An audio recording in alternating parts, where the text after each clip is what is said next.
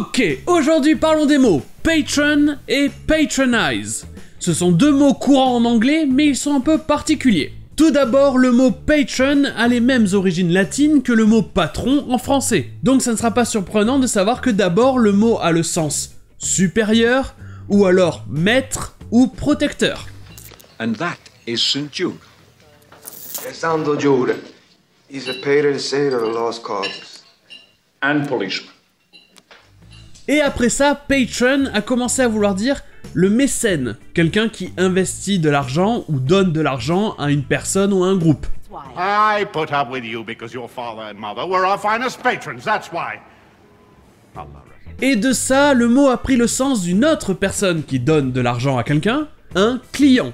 Ça sera synonyme par exemple de client ou customer. D'ailleurs, ces deux mots sont différents. En général, a customer, c'est quelqu'un qui va acheter quelque chose, comme un client dans un magasin, et a client, c'est quelqu'un qui va payer pour un service, comme par exemple le client d'un avocat. Et donc, quelle est la différence avec patron? Eh bien, ça dépend à qui vous demandez, mais en général, a patron, c'est simplement plus soutenu. Vous entendrez beaucoup plus souvent client ou customer. Is there a problem, officer? Yes, there is, Mr. Porter. It would appear a number of your patrons are underage.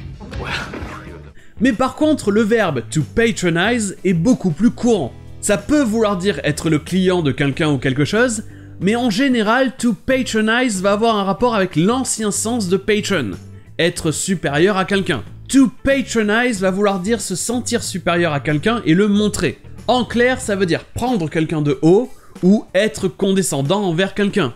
C'est-à-dire parler à quelqu'un comme si cette personne était inférieure à vous, ou simplement bête. Mais le truc particulier, c'est qu'en anglais, c'est juste un verbe. To patronize. Donc vous entendrez souvent juste don't patronize me. Et ça, pour le coup, c'est compliqué à traduire en français. Littéralement, ça pourrait être ne sois pas condescendant envers moi. Mais ça ne se dit pas couramment en français. Ou alors ça pourrait être arrête d'être condescendant. Ou alors ça pourrait être quelque chose du genre ne me parle pas comme si j'étais un enfant. Ou alors ne me parle pas sur ce ton. Ou quelque chose du genre. Mais en anglais, ça sera utilisé très souvent. I put up pretty pedestrian numbers, like 60,000 a year domestic. It's not bad. You don't patronize me. Right?